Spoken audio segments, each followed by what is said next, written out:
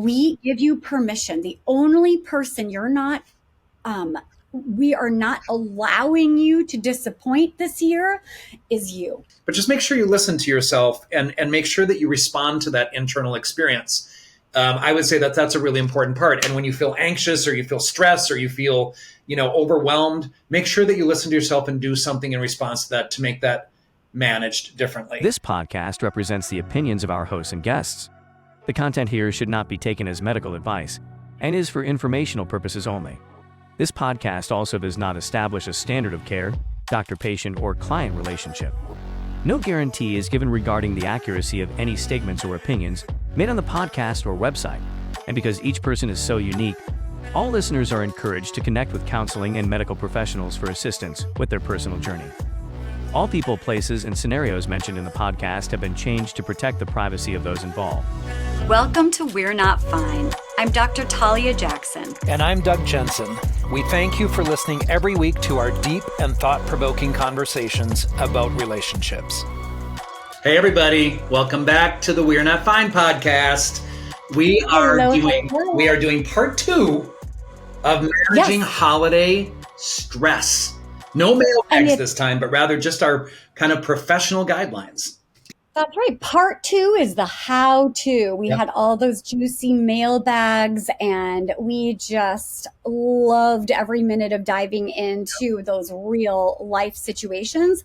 And today, we are wanting to tell you common holiday stressors, how to deal, how to bring the joy back into the holidays. And you'd think one episode would be enough, but the holidays seem to go on from October 31st until January 1st. Yeah. So there's a lot of holiday in there that we need to address. But first, we promised you mom jeans. Do you remember that from last week? Did we even reference that? Maybe we did. We did. Yeah. Okay. Would you like to know more? I'd love to know about mom jeans. Well, I mentioned with the Vikings game that my dear friend Allie came into town from New York, and it's our tradition. She comes every fall for a Vikings game and treats us to these amazing seats. And this time, she always tells me these fashion things very lovingly, and sometimes she gives us some really challenging information that's hard to take about my fashion. Like there was one time I was wearing these camis and they matched it was like I had a cami but it matched my bra, and she was like, "Oh, are you doing a look where your sports bra matches your bra?" And I was like horrified. I'm like, I feel fashionably misunderstood, but I immediately changed that look. Well, this time she told me that my look was just fine and cute, like Midwest mom jean vibe. Oh, no. And totally fine. But if I wanted to look like someone from this century, I needed to get out of the mom jeans and into the tighter waist, hip, wide leg. And so that was from that moment forward, I was looking at everybody's butts and everybody's jeans. That's all I was noticing. And I'm happy to report that I'm no longer wearing the jeans with like the baggy-ish butt and then the taper ankle. That's not also like imply like a higher level. I remember Saturday Night with Tina Fey. And like the jeans were really high up on the waist, which, everybody has flattering ideas. But I also, by the way, my theme has always been like, be honest with people. So it's delightful that your dear friend was able to say in as nice a way as possible, if you want to be from this decade and era, you might want to make some changes in how you're... Right. And it was sort of like, her voice would be a little higher pitched. To be like, you look great. You look great. I love your style. Except I don't. There's room for improvement that if you want to look modern. So now Rob makes fun of me all the time of just like, oh, are those modern jeans or are they like elder jeans? I'm going to do that as well. So be prepared. Like that sweater. What decade is that from? I know where your t-shirt came from. but Yes. right.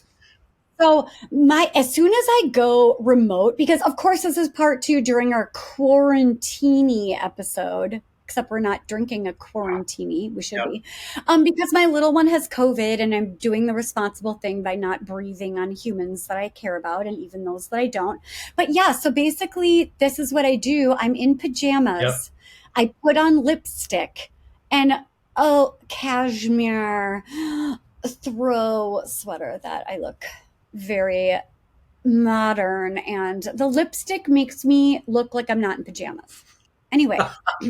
Which, by the way, when I came on with this pullover, you said, do you have a robe on? No, this is not a robe. Yeah. This is I feel like you're taking casual to the next level. Yeah, I don't know, Talia. I think there's a part of this that I love that your friend was honest. I also feel, honestly, I want to say, I feel like men and women have very different standards. Like I just kind of have these classic jackets and whatnot, and I don't feel like I have to do a lot to stay current.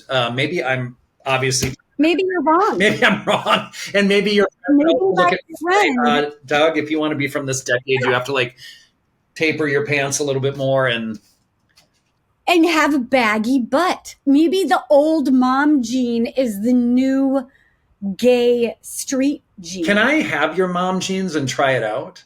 Like when you get rid of those, let me try them. And I don't think we're the same size, but I think we're close. I'm kidding, we're not. You know, one of the things people always comment on for the podcast is that I look like a giant with a big arm, given the camera, and you look like a tiny person. Which is so crazy because in real life, I'm taller than you. You are probably 100 pounds bigger. You have much more muscle, and you're like 6'4", and I'm like, that's a lot. 5'3" We're not 3.5. You. It's true.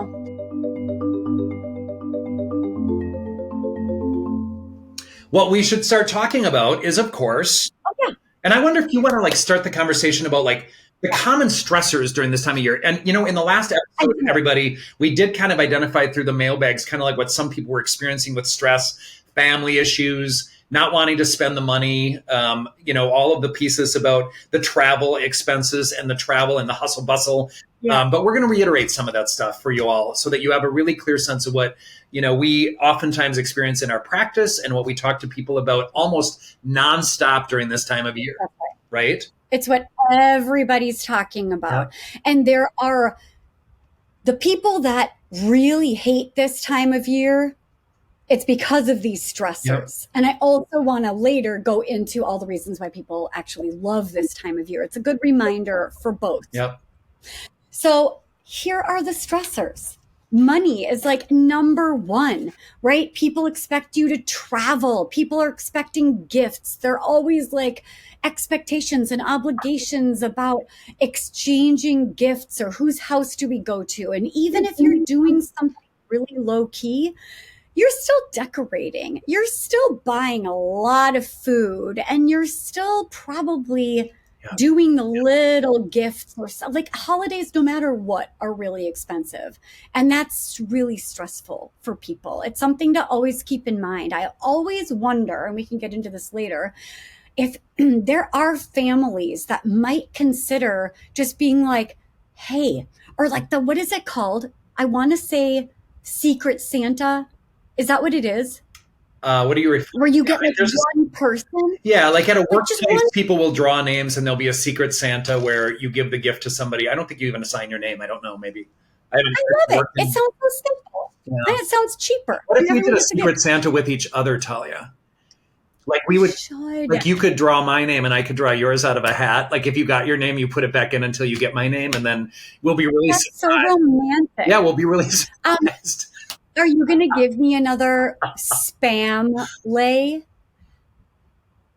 You act as if it wasn't a lovely gift from the Spam Museum in Austin, Minnesota, where my relatives are from. All I ever wanted was a spam lay. Did you eat the spam that's inside of it? I didn't actually know it was edible. I thought it was a relic from like there's a piece of spam in there for a sandwich. Well, I know what you're getting for Christmas. A spam? I would love some spam. A spamage. That's a combination of spam and sandwich. A spam. That is. Okay, I got you. It's because we finish each other's sentences. You're supposed to say sandwiches. Oh, we don't finish each other's sandwiches, do we? We do finish each other's pizza when we go to Whole Foods and we buy a piece of cheese, a slice of cheese. I think we were literally eating it at the same time. I got you like in real time. That is like Can you do that again? Okay, are you going to do it with me? Nope. God, you really like set me up and leave me high and dry, just like the whole Shazam thing. I've got my eye on you. Sleep with one eye open. That's all I have to say. Money. And then dealing with the family and the in-laws. We talked a lot about dealing with the family and the in-laws last time. So we might just breeze through because we got a lot of good stuff on that in part one. And also the kids and our own dysregulation and the chaos and the expectations of, family traditions that start at the kids' bedtime or hyped up on sugar and screens and cousins and the nightmare of the joyful chaos. Yep. A lot of people, depending on where you live, I feel like maybe this is not an LA problem, but it's definitely a Minnesota problem, is seasonal affective disorder. As you know, we're in Minnesota. It literally sun is setting at like 4:30 and 5, and it feels like midnight by 5:15. And it just makes people really tired. It's maybe not everybody, but just like tired and unmotivated and sad. Well, and I want to comment on that, and it's also colder. I mean, the temperature gets a little bit colder, which, as everybody knows who watches the podcast regularly, I thrive on the fall weather. The 60s, the 70s are really my zone where I do the best emotionally. I don't do well in the heat. So I will also tell you, though, that, my older daughter lives in LA and has maybe a different experience even of the holidays because they are used to a white Christmas and they're used to the winter and the snow and all of the things that come with that and the white Christmas, right? Even though we sometimes don't have them even here in the Midwest. I will say that, they come home for the holiday and I think enjoy that, but then get to go back to that moderate weather. But that heat all year round, my younger did not like at all. So moved to Chicago. Interesting. Oh my God, did not tolerate it. And also played hockey, right? So just has in their kind of system, like to have those changes of seasons. So moved to Chicago to get some of that colder weather again, which, the lake is such a fascinating piece of the Windy City. So it's a little bit different climate there too, from where what I've experienced. But it's interesting. I also want to say about seasonal affect. So I do have the opposite. I have some depressiveness that comes over me and some low energy and low motivation during the summer months. I just do not do well with heat. So I am different. I'm a Mediterranean person. I can't get enough. I'm like a lizard on a rock, soaking it up. Oftentimes when people ask me, describe Talia, I say she's like a lizard on a rock. With a margarita. An iguana. Yep. I'm iguanalicious. Yeah. And I will say fall was absolutely magical this year. And we still don't have snow. It's crazy. I'm loving this weather. And winter is really depressing for me. It's so dark and so cold. And you know what? Hot cocoa and fires and puzzles only get you so far. Oh, I don't know. They get me really far.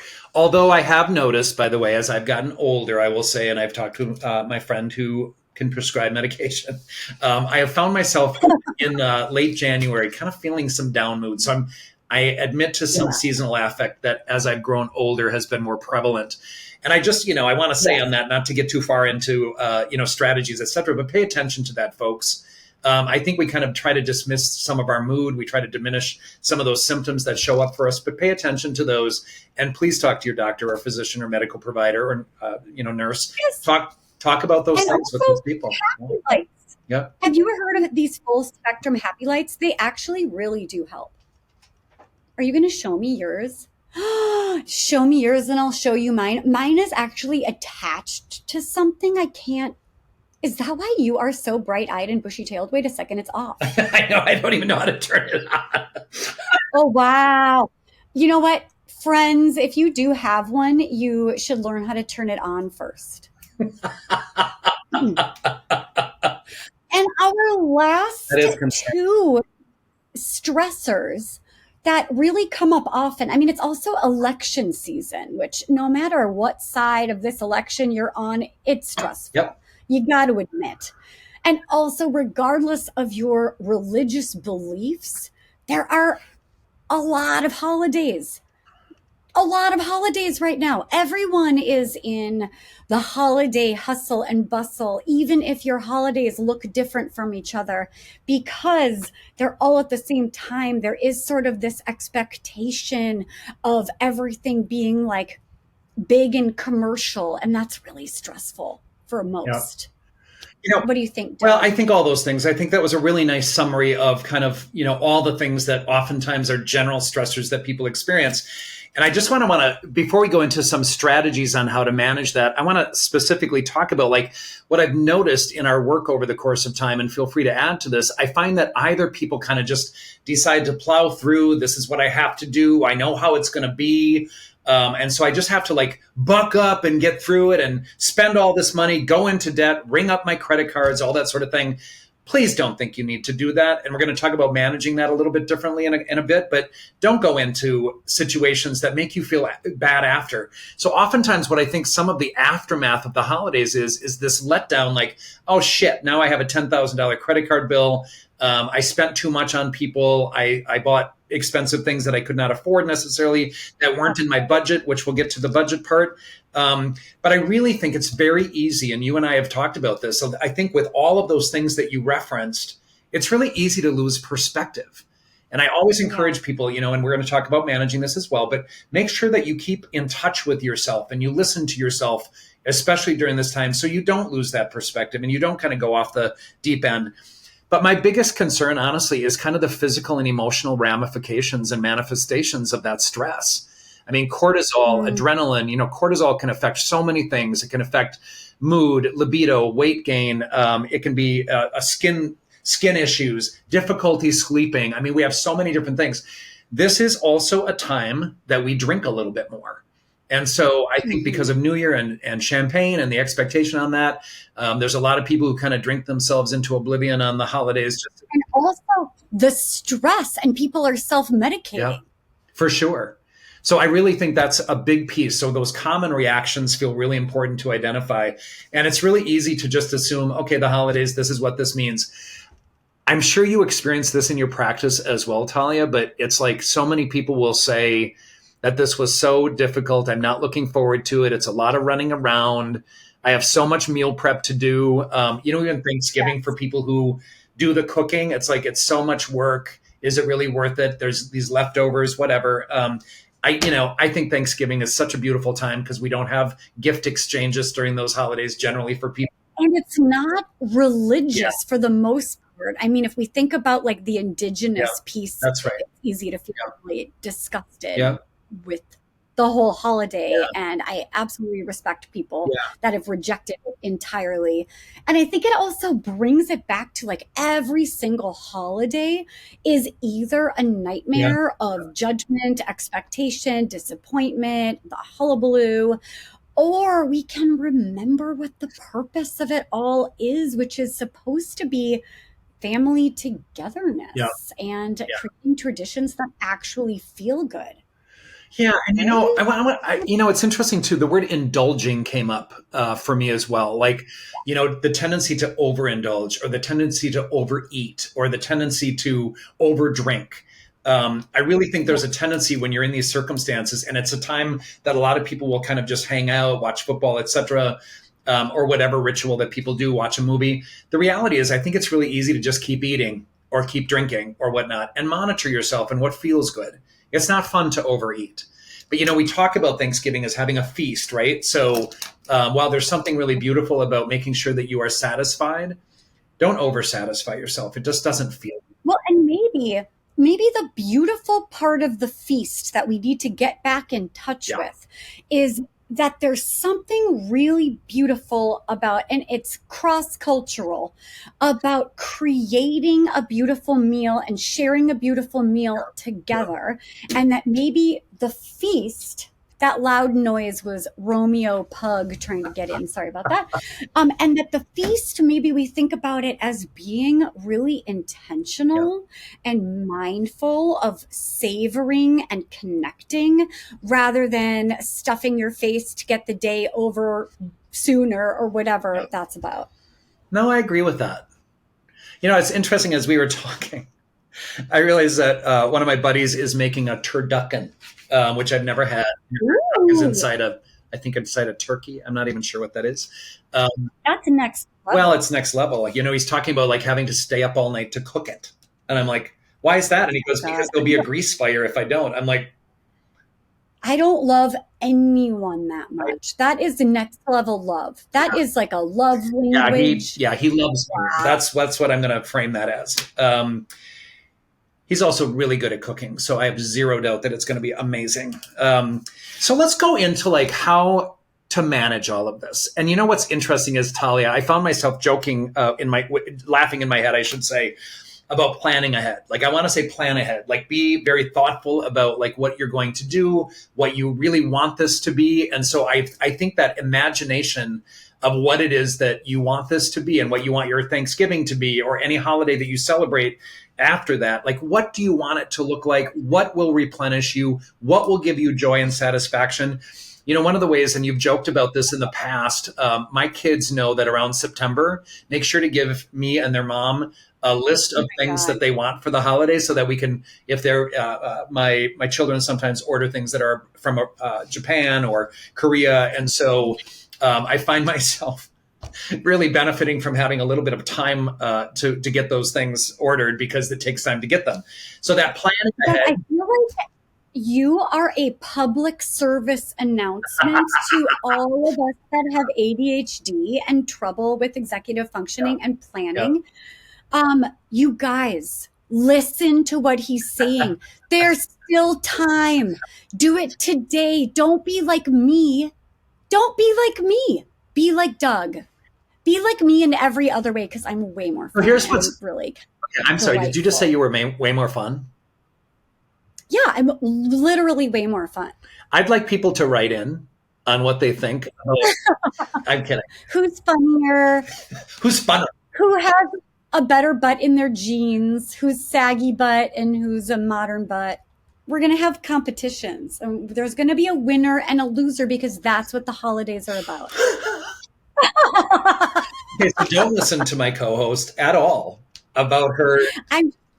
I'm just joshing. Friends, simplify the holidays. You don't have to invite the most annoying people in your family. It's okay to be slightly disappointing and to have the family gathering in the tradition that feels good to you. Here's the deal though. I don't think you should worry about disappointing other people. If you're so I don't love the word in this conversation because it's not about other people. It's about ourselves and we have to take care of ourselves. So really boundaries are what you're talking about, right?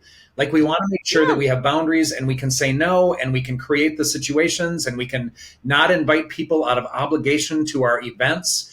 So there's so many different pieces of this puzzle, but boy, during this holiday season and the holiday season, again, as you talked about, when you talked about the stressors, it just goes on and on and on. Like we're preparing for Thanksgiving, then we're doing the holidays in whatever way we decide to experience those into the new year. So there's a part of this that really it's about setting boundaries and it's about saying no and it's about deciding and listening to your body and saying, I'm doing too much. I'm exhausted. I don't want to continue this process necessarily. So being able to say no, choosing how you spend time. If you go back to our previous episode that this is really a follow-up to, the reality is there were people struggling with like this sense of obligation and that I have to do this despite having physical ramifications of that in a negative way. So those boundaries become really important. Doug, what I love about what you're saying, and I reiterate and highlight, is we are giving you permission to actually start creating the holidays that feel good to you. If that means an elderly cat and ice cream or a straggler's friendsgiving or opting out or staying in an Airbnb and just hopping in for dinner, we give you permission. The only person you're not we are not allowing you to disappoint this year is you. That's a really nice ending to that. We don't want to disappoint ourselves. And that's why those boundaries are important. And deciding, I want to go specifically, like if you have decided, and one of the mailbags that we discussed last time kind of addressed this, like I want to see some people at the family event, but I don't want to see others.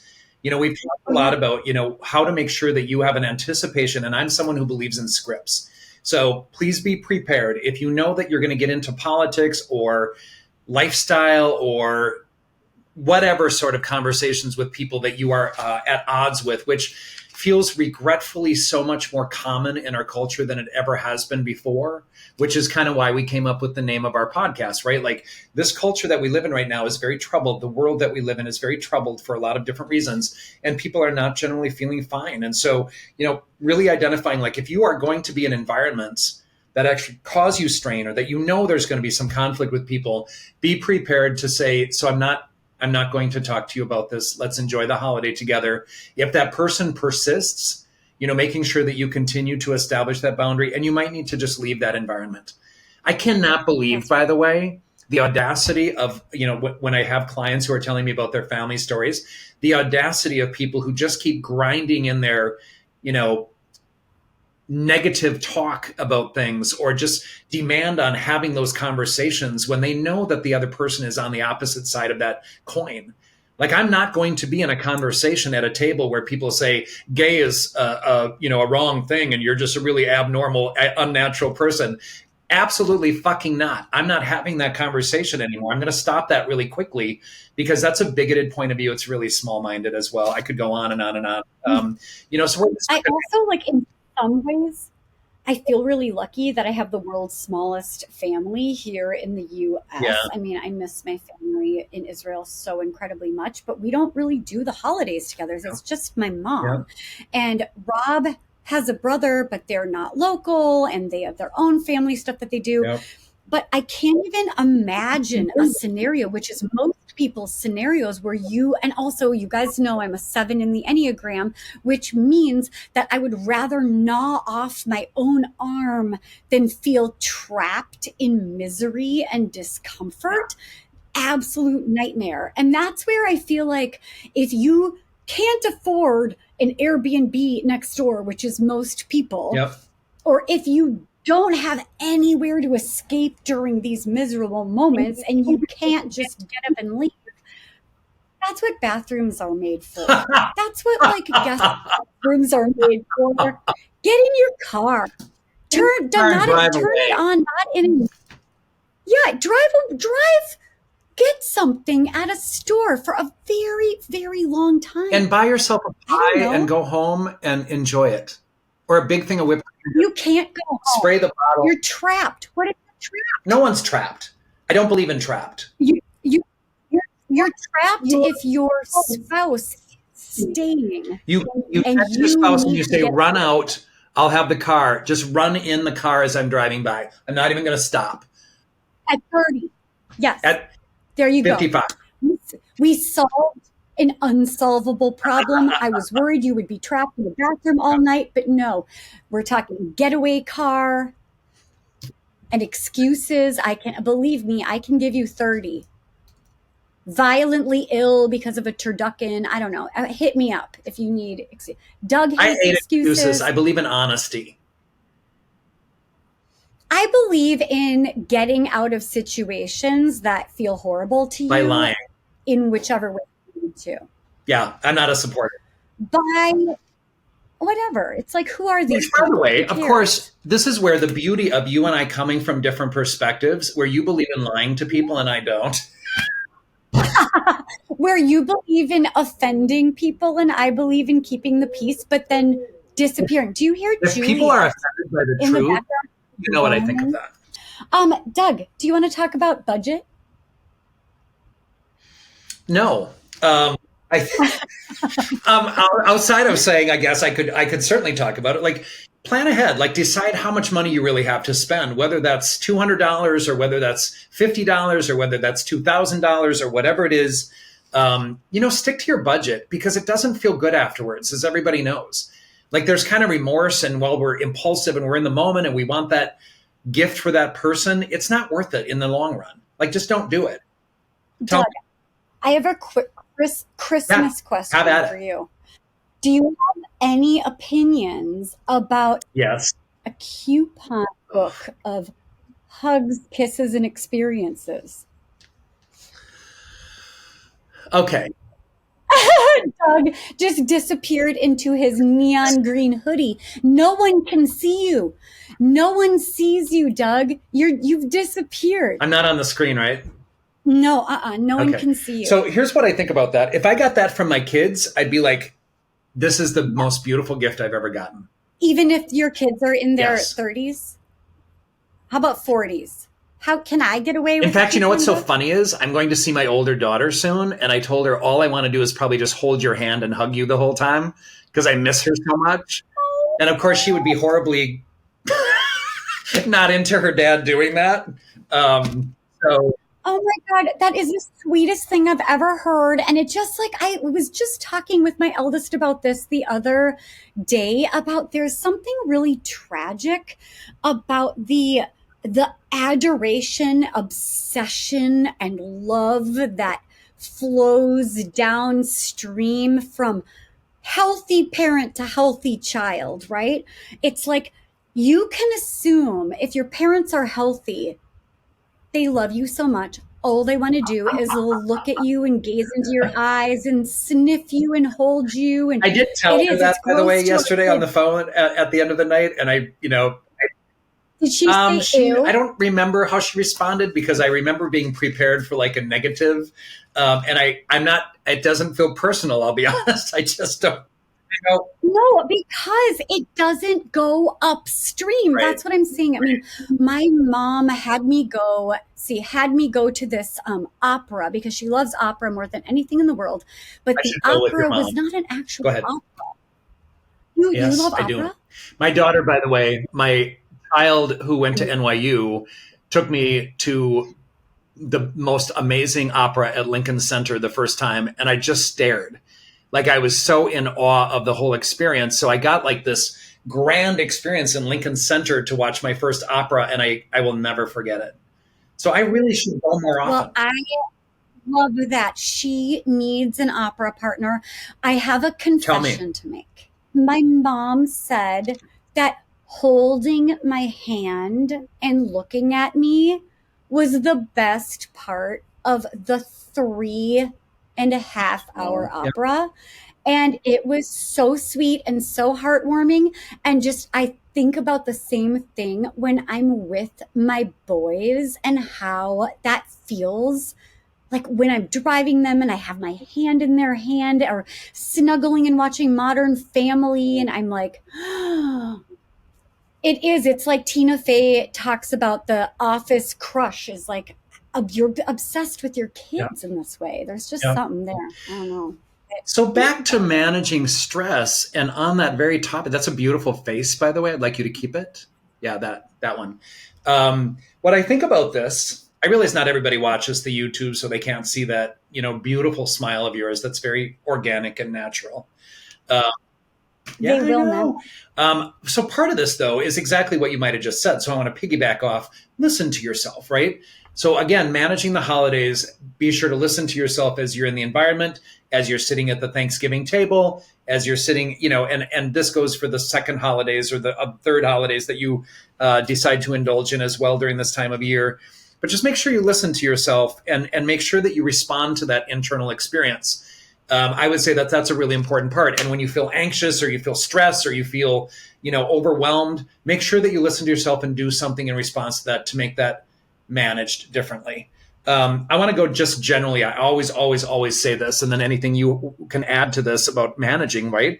Like eat, sleep, exercise. I've said this a million times on this podcast.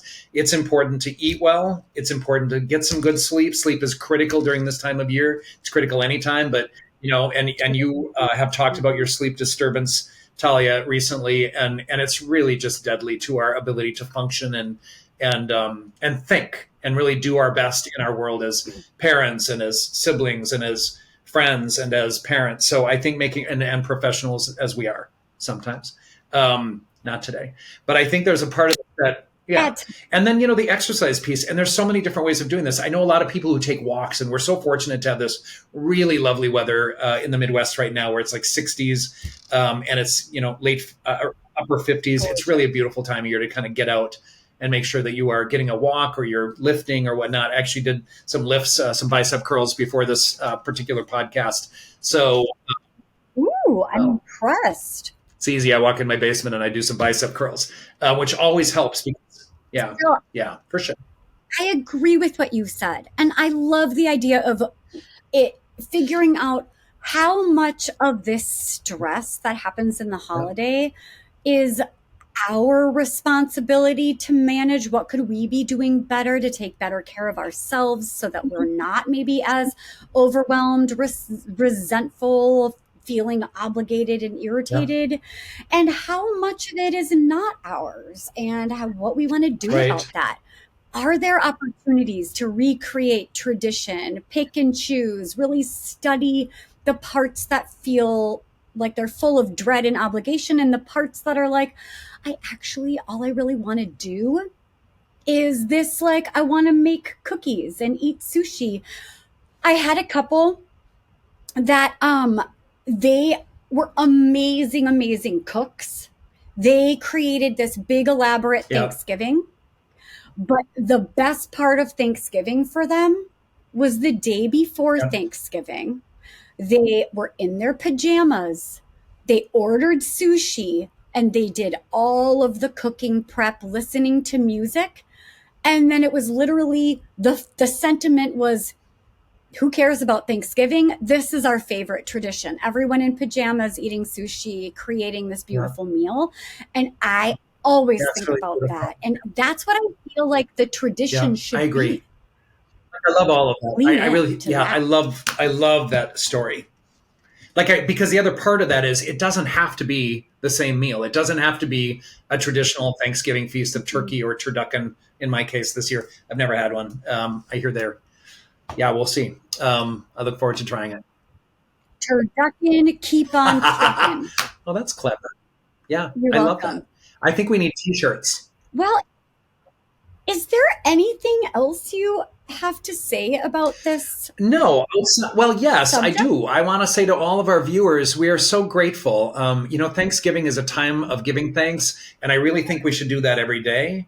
But I am incredibly thankful for where we are. We have received the most amazing feedback from people. We have received such support, and we have such excitement about moving forward with the We're Not Fine family that we've created. I'm grateful to our team, so I publicly want to say thank you to all of the members of our team, Alex, John, Jeff, Supak. So glad you've come on board. Don't forget about Jamie. Jamie is a part of the team too. Yeah, so Jamie, Rob, Josh, all of the external people who are a part of this process, who have helped us out.